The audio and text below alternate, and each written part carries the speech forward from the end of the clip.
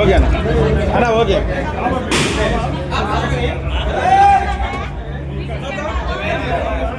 ఆగరే ఆగవే ఓకే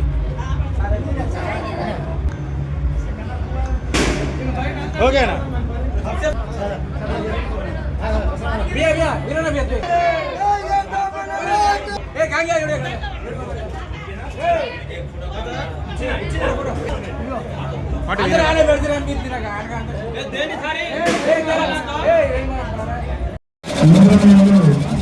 నాగరాజు గారు జేపీ గారు ఇంటి నిర్వహించడానికి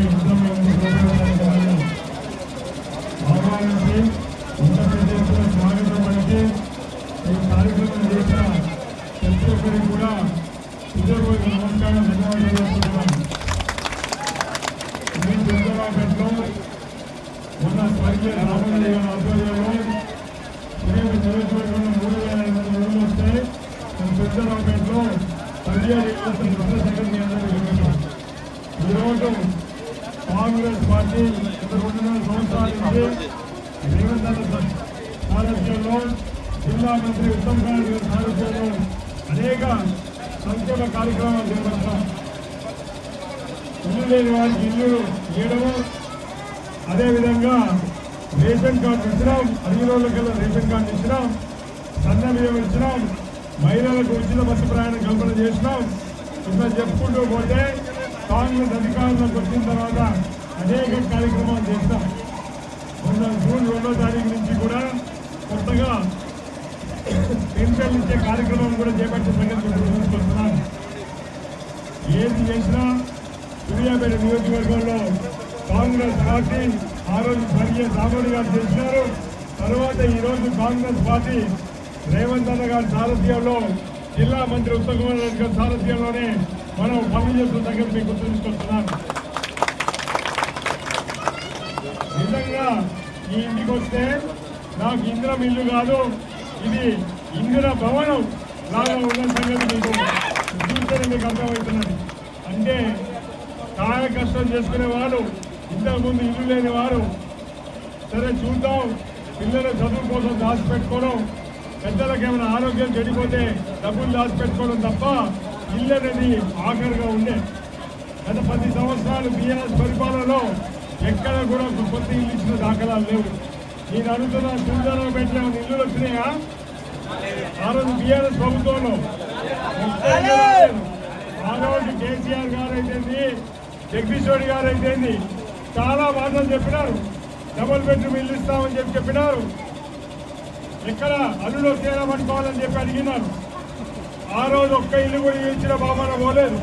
ఈరోజు కాంగ్రెస్ ప్రభుత్వం అధికారంలోకి వచ్చిన తర్వాత సూర్యాపేట నియోజకవర్గంలో 3,500 ఇల్లులు అంటే 5 లక్షల రూపాయలు ఒక ఇంటికి వేసుకుంటే ఒక్క నియోజకవర్గంలో ఇందులో ఇల్లు పేరు మీదనే 175 కోట్ల రూపాయలు ఖర్చు పెట్టింది కాంగ్రెస్ పార్టీ.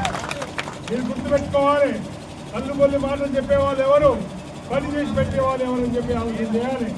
ఈరోజు ఏ ఇబ్బంది వచ్చినా, ఏ మంచి కార్యక్రమం చేసినా మీరు నన్ను ఆహ్వానిస్తున్నారు, నేను మీ ఊరికి వస్తున్నాను. కానీ జగదీష్ రెడ్డి గారు ఎలక్షన్లు తప్ప నేను అడుగుతున్నాను, తులజారావుపేటకి ఎన్నిసార్లు వచ్చిండ్రు? మీ గుండె మీద చేసుకొని మీరు ఆలోచన చేయండి. ఏ రోజు రాను, ఎలక్షన్ నుండి వస్తాడు తప్ప ఎప్పుడు కూడా మంచికి చెడుకు వచ్చేటోడు కాదు ఆయన. ఈ రోజు కూడా మీరు ఎమ్మెల్యే గారిని గెలిపిస్తే ఇప్పుడు నాకున్న సమాధానం ప్రకారం విదేశాలలో జనతా తెలుస్తూ తిరుగుతున్న మాట వాస్తవం కాదా అని చెప్పి మాట్లాడారు. ఈరోజు ఏ విషయాలు వచ్చినా, ఏ ఇబ్బంది వచ్చినా మన సూర్యాపేటలో ప్రజా దర్బార్ నిర్వహిస్తున్నాం. వ్యక్తిగత సమస్య కావచ్చు, మీ గ్రామ సమస్య కావచ్చు, ఏ సమస్యను అనుసరించి తీసుకొచ్చినా అక్కడికక్కడే పరిష్కారం చేసే ప్రయత్నం చేస్తున్న మాట వాస్తవం కాదా? అందుకోసమే నాకు చాలా సంతోషంగా ఉంది. ఈరోజు నాగరాజు గారిని, బేబీ గారిని చూసినట్టయితే, వాళ్ళ కళ్ళలో ఆనందం చూసినట్టయితే చాలా సంతోషం అనిపించింది. వాస్తవంగా నాగరాజు గారు పోయిన ఎన్నికల్లో టీఆర్ఎస్ పక్షాన బలంగా కొట్టాయన కార్యకర్త. కానీ మాకు రేవంత్ రెడ్డి గారు చెప్పినారు, కొన్ని ఇల్లు ఇచ్చేటప్పుడు నువ్వు సర్వోత్తం ఎవరి పార్టీ అని చూడకు, నిజంగా బీదవాడా కాదా, వాడు అరువులా కాదా, అది మాత్రమే నువ్వు చూడాలని చెప్పి మాకు చెప్పిన సంగతి. అందుకోసమే ఈరోజు పార్టీలకు అతీతంగా బీదవాళ్ళని గుర్తించి వారికి అన్ని సంక్షేమ పథకాలు వచ్చే విధంగా ఈరోజు కాంగ్రెస్ పార్టీ చేస్తున్నాయి. ఈరోజు ఇంతమంది మహిళలు ఉన్నారు. ఈరోజు మంచిగా పాల పిట్టల వలె మన ప్రభుత్వం ఇచ్చిన చీరలు, పట్టు చీరలు కట్టుకొని ఈరోజు అమ్మలైతే, అక్కలైతే, చెల్లెలైతే కట్టుకొని వస్తుంటే, ఆ రోజు వాళ్ళు ఇచ్చిన బతుకమ్మ చీరలు పొలాలలో దిష్టి బొమ్మలు కట్టుకోవడం తప్ప ఈరోజు మనం ఇస్తున్న ఇంద్రమ్మ చీరలు బ్రహ్మాండంగా తల్లులు ఏ పండుగ వచ్చినా, ఏ సంతోషం వచ్చినా కానీ కట్టుకుంటున్నారంటే ఇంత నాణ్యతతోటి.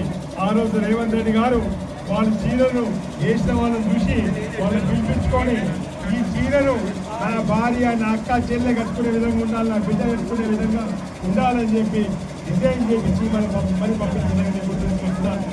ఈరోజు మహిళల్ని కోటీశ్వరం చేయాలని ఆలోచనతో రేవంత్ రెడ్డి గారు 1 కోటి మంది మహిళలను కోటీశ్వరులు చేయాలని చెప్పి పనిచేస్తున్న సంగతిని గుర్తుంచుకుంటున్నాను. 10 లక్షల రూపాయలు వడ్డీ లేని రుణాలే కాదు, మొన్న సోలార్లో 1000 మెగావాట్లు మీకు మహిళలకు కేటాయించిన సంగతిలో మీకు తీసుకొస్తున్నాను.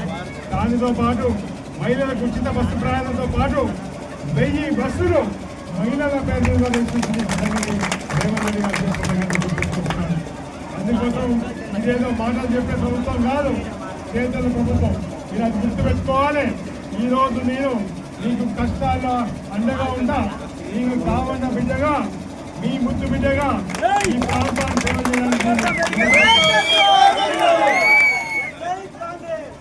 ఎవరు మంచి చేసినా మంచి అంట, చెడు చేస్తే చెడు అంట. వాడు నా దగ్గరనైనా కానీ పార్టీ కోసం, ప్రాంతం కోసం దూరం పెట్టాల్సి వస్తే ఎక్కడ వెంటాడే వ్యక్తి కాదు సర్వత్వం కూడా చెప్పి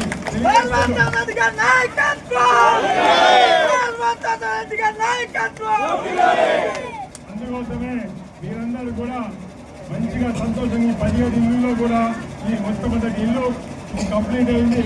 మిగతా ఇల్లులు కూడా త్వరలో గృహప్రవేశం చేసుకోవాలని చెప్పి తెలియజేసుకుంటూ, మళ్ళీ సూర్యాపేట నియోజకవర్గానికి 2000 ఇల్లులు వచ్చినాయి.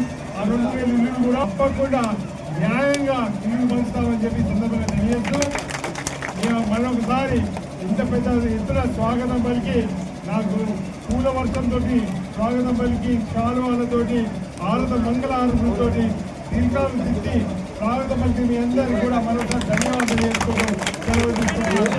జై కాంగ్రెస్, జై కాంగ్రెస్, రేవంత్ రెడ్డి గారి నాయకత్వం, రేవంత్ రెడ్డి గారి నాయకత్వం, ఉత్తమ్ కుమార్ గారి నాయకత్వం, ఉత్తమ్ కుమార్ గారి నాయకత్వం.